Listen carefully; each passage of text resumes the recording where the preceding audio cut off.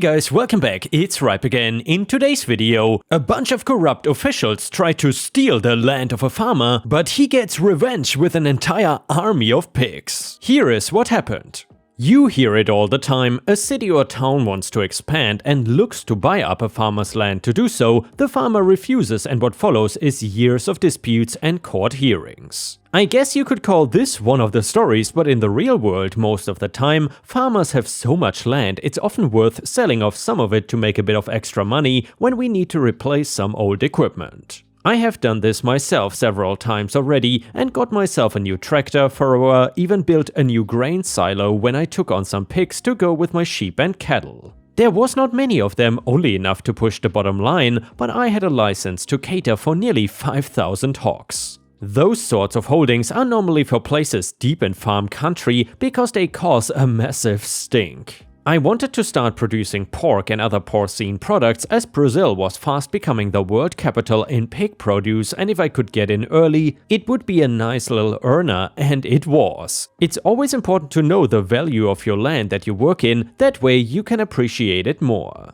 Every farmer knows the composition of the soil of every field they own, what that value holds and what it would be best suited for. The Livestock Forum of Brazil is often taken up with these kinds of discussions. It's important to know what your land is worth, so that when someone comes along to offer you a price, you can tell if it's a reasonable price or not. So a few years ago, the council came to me asking if they could buy up some of the land that was neighboring a commercial industrial area they wanted to expand on.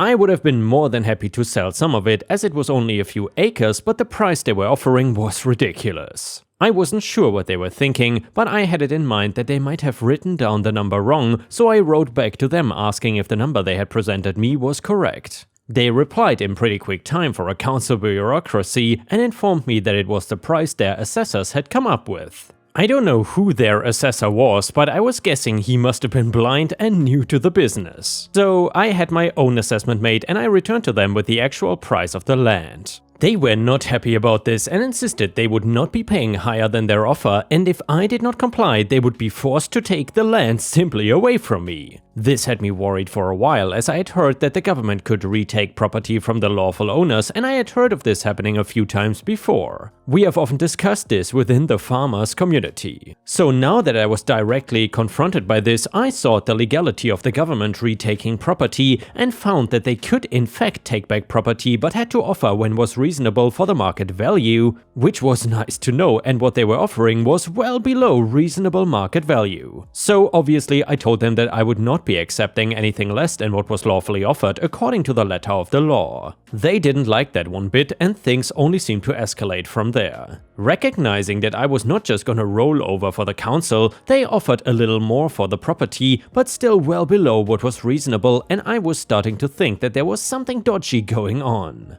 I asked around a bit and found out that there was some slick young councilman that had just been brought into the council's development scheme, and he was going around scaring farmers into selling their land as cheap as possible so that he could sell it higher than market value to desperate property developers. I guess whoever this person was didn't count on the fact that I don't scare easily. I've been farming for over 40 years and I don't roll over for anybody, and so decided that I was not gonna settle for anything less than what I was owed. This did not mean that I was prepared for the underhanded tactics the council was willing to employ. They ran out some sort of advertisement campaign and basically turned the public against me, not just me, but the farming community in general. This had the knock-on effect of reducing property values across the board. It didn't drop by much, but enough to be noticeable, and so now that the whole farming community was brought into this property feud, I had a feeling that it was going to drag on. I didn't want this spat to be inherited by my children and their children, so I needed to come up with a way to make the property seem even less desirable, but I was just a farmer. What power did I have against the council? Unfortunately, none is the answer to that. I could appeal to the courts, but that would cost serious amounts of money, and no doubt the council would have access to the best agricultural and property lawyers available. That sort of trouble I don't have time for, and I certainly didn't want to burden the rest of my family with such emotional damage. I needed to find a way to stop the council from stealing my land, and I had an epiphany one day when I was cleaning out my hogs. At the time, I must have had about 60 or so of them, and boy did they stink up the place. That was it, I thought, the very thing I needed to make the place even less desirable than building a commercial estate next to an open-air waste treatment facility. So I rang around all over the place, buying up livestock from every source that I could. It was hard, like I said before. Hog farmers normally stick to the deepest parts of the country because of the smell, but I managed to get in quite a few hundred hogs. I put all the pigs on the land the council wanted to buy up, and it was certainly starting to cause a stink, but it wasn't enough. I needed more. I wanted to create a stink so bad the council would have no choice but to pay me to stop. I was so desperate that I even started buying up pigs from petting zoos and the like, pigs that were getting too old for kids to harass or were too aggressive. I bought in pigs from all over Brazil just for this one stunt, and by the time I had enough, I was close to 1,000 hogs on my land. It was a gloriously noisy, messy, and by God stinkiest sight I had ever laid my eyes on. You could smell the hogs from miles around, and at one point when it was particularly wet and rainy, the stench was so deep it burned the hairs out of your nostrils, and people were actively avoiding the roads around my farm. The commercial site that was already built on the back of my property complained constantly to the council, who would send reps around to my house to investigate what was going on. These reps were not your typical ignorant city slickers. Most of the time when the council would send a rep to investigate, inspect or study, they were retired farmers. So there wasn't going to be any way to bluff my way around why I had over 700 hogs right next to the commercial zone. I had to tell the rep straight away. I told him about the councilman that was trying to bully me out of my property, and I hatched a plan to reduce the desirability of the property instead. So the councilman would lose potential investors and developers. The rep seemed to understand and said he would try and do something about it. It's always nice when you get to speak to someone who understands and is willing to help. I did not hear anything back from him. I kept the pigs in the field for a little while longer until I read in the local paper that a certain councilman was getting investigated for market fraud and racketeering. So it seemed like the old rep did do something about it after all. I wish I could have thanked them, but never actually saw them again. And now an update to the story. After the councilman's investigation made the local news, the whole town was buzzing about the scandal. They were shocked that one of their own representatives had been trying to scam farmers out of their land. For me, it felt like a huge weight had been lifted off my shoulders. I had been fighting this battle for so long, and now it seemed like justice was finally being served. The councilman's trial was widely covered by the media, and the evidence against him was substantial. Not only did they have my testimony and the former farmer-turned-rep support, but other farmers had come forward with similar stories of being bullied and coerced into selling their land for next to nothing. The councilman's shady dealings had finally caught up with him. The trial concluded with the councilman being found guilty of corruption and racketeering. He was sentenced to prison and of course lost his job. The news sent shockwaves throughout the community, and people began to see farmers in a new light. They understood that we were just trying to make a living and protect our land, not to stand in the way of progress. As for my land, the council stopped pursuing it, and the commercial developers who had been interested in the land backed off. They knew that buying the land under those circumstances would only lead to more bad press and possible legal troubles. I could not have been happier with the outcome. With the councilman behind bars and my land safe, I decided it was time to scale back my hog operation. I did not need 700 plus hogs anymore, but I kept a few hundred to maintain a healthy and sustainable pork business. And yeah, Ripe Stars, if you enjoyed this story, please don't forget to like the video and maybe even leave a comment, because that would help me tremendously. Thank you so much. And the next one is titled Company Revenge Gone Epic. So I was working as an expat oil company senior staff geologist and the de facto exploration manager, but without the increase in pay nor authority, just increased stress levels in the Middle East for a Southern European construction company's oil and gas concerns. The general manager was a complete idiot. He was full of himself because he worked for one major oil company his whole benighted career as an engineer, so obviously he knows everything about geology, geophysics, petrophysics, etc. By the way, he didn't and doesn't. His management style, if one could grace his screaming and infantile fuming as a style, could be described variously as inept micromanagement or management by objection. Would berate and degrade the entire staff in meetings with partners, which made everyone terribly uncomfortable to see such a lack of decorum and professionality. Scream so the whole office could hear over mundane idiocies such as lack of coffee pots in the kitchen or why 6,000 meters of pipe had never materialized even though the unpaid invoice still nestled on his desk. In a multicultural office, he would rant and rail at top volume about useless Arabs, self-important and entitled expats, and damn jiggle bunnies, those engineers and others from the subcontinent region.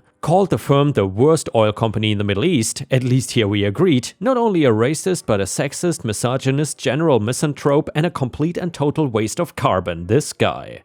Anyway, he got in my goodie locker one day after a while was drilled but yet to be tested or completed, based on my prospect and recommendation, looked somewhat dismal on the logs. The truth is, the well came in for over 8,000 BOPD, and it was the Jake Leg and lowest bid, from whom he always took kickbacks, loggers, that had screwed over the logs, and he absolutely refused my insistence to relog the pay zones. I was called just about every nasty name in the oil patch handbook, right down to the part where he told me my alma mater were a bunch of idiots for granting me my 3 petroleum geology degrees. After 26 years in the patch, I decided that no job was worth this and laid plans for a quick, early and entirely unannounced departure.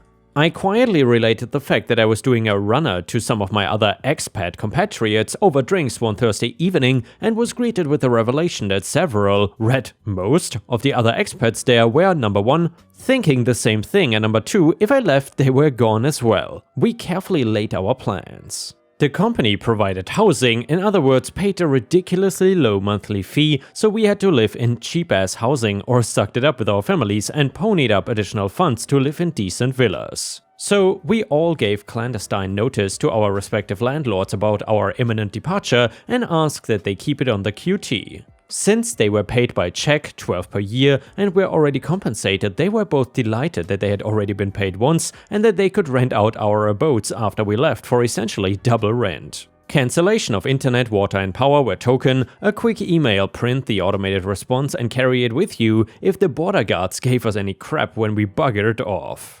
Since we were all Western European, Canadian or American, we decided to block off business class tickets, as was our contractual due, to London on the same British Airways flight. In fact, with families and all, we booked the entire business class section. We all had been in country for years and years, so arranging packing and shipping or storage of our belongings was a snap.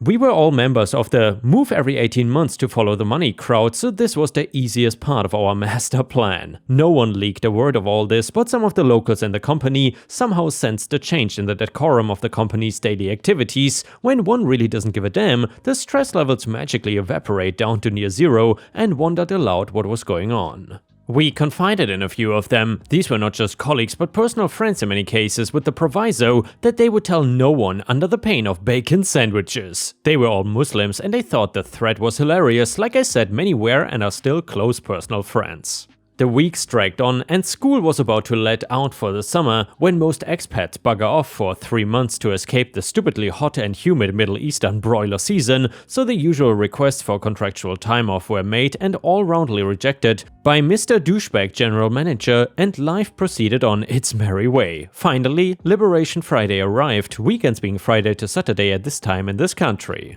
Anyway, we contracted a local carrier and had a bus rented to pick up everyone and take us all to the airport. Luggage tagged and schlepped off to the bowels of BA's incomprehensible baggage handling inner workings, through check-in, customs and passport control without so much as a sideways glance. We invaded the English pub after hitting duty-free one last time. We toasted each other on a job well done and best soon forgotten. Sitting in business class waiting on takeoff, quaffing my 3rd double vodka and bitter lemon, I did a quick tally. The company was, in this one instance, losing its senior staff geologist cum exploration manager, senior geophysicist, senior petrophysicist, senior geomodeler, senior reservoir engineer, drilling engineer, operations geologist, logistics manager, senior surveyor, 3 secretaries, wives of the aforementioned senior crowd, and the HSEQ manager. A small company, total 50 or so total employees, could withstand the loss of 2 or maybe even 3 of their senior level employees, but not this mass immigration. My good friends whom we left behind regaled us for months regarding the situation in the office come Sunday, a bloody Sunday. Once the realization of what had happened, the GM went completely off the rails, totally crap-housed and completely berserk or variations on that theme. The first glimmer of recognition of the severity of the off-rotund bail, if jeers about to descend upon him, were when all calls to various abodes were answered with "that number is no longer in service." Please check this and that. Emails went unanswered, however our GSMs were still working, although we all blocked Mr. Douchebag's number, though we still allowed text messages. Text 1, "Where are you? Why aren't you at work?" was just the beginning. In the words of Khan Nooney and Singh, we let him eat static. Text 2, "Where the F are you? If you don't get your asses in here immediately," and other such threats. Yes, please. I would love another drink. Rising panic ensued. Text number 3, "This is not funny. Come in and we'll act like this never happened." We all sat on the plane anticipating touchdown. By the time we hit London, it was 7 AM local time, but 11 back their time. Mr. Douchebag GM called an emergency meeting of the remnants of his staff, or locals, and demanded to know what they knew about this huge display of insubordination. "Don't know, never heard a word." "Why? What happened? And where's everybody?" were the responses. Mr. Douchebag blows a gasket and immediately sacks everyone left in the office. Unfortunately, all that were left were a couple of T-boys who are always in demand and a bunch of locals. Due to the countryization plan, it would be easier to fly a fully loaded 747 through the hole of a bagel than it would be to dispose of a local indigenous worker. Long story short, he couldn't and was instantly reported to the proper ministry in charge of such matters, as one of the secretaries was kin to the Minister of Employment Affairs. It's all nepotism in this part of the world. Final damages, loss of 10+ senior employees, and fines of over 5,000 reals per day due to the improper business practices, aka firing the locals.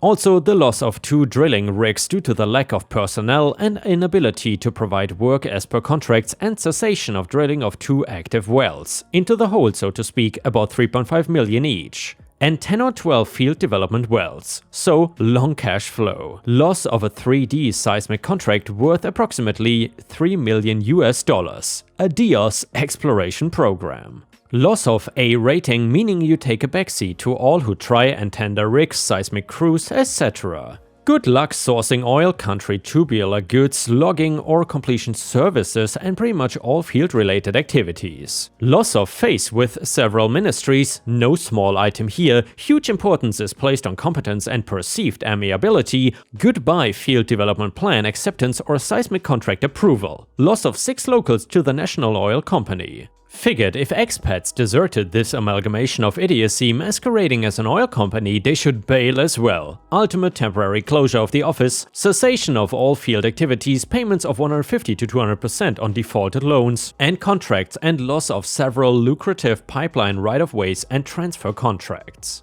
They had to continue to pay the still employed locals and basically sending them a check for sitting at home playing Xbox, and loss of 25% of their acreage due to non-fulfillment of contracts with the government. Last I heard, Mr. Douchebag is trashing around South Texas, trying to sell some sort of jumped up and shady oil deals with companies who have seen their own projects quashed by plummeting oil prices. The funny thing is, he keeps running into people, now on the other side of the desk, who both know him and in 1 or 2 cases actually worked for him. One receives a special gold-plated schadenfreude when you lean ever so slightly forward and tell him to F off. And don't let the door hit you in the ass on the way out, you might suffer brain damage. And yeah, Ripe Stars, this story once again shows that you should always respect your employees and treat them well. No matter if you are a super small business or a multi-million or even multi-billion-dollar company. Karma will certainly kick you in the rear if you ever so much as think about abusing your employees. Or at least that's what I hope happens to terrible bosses.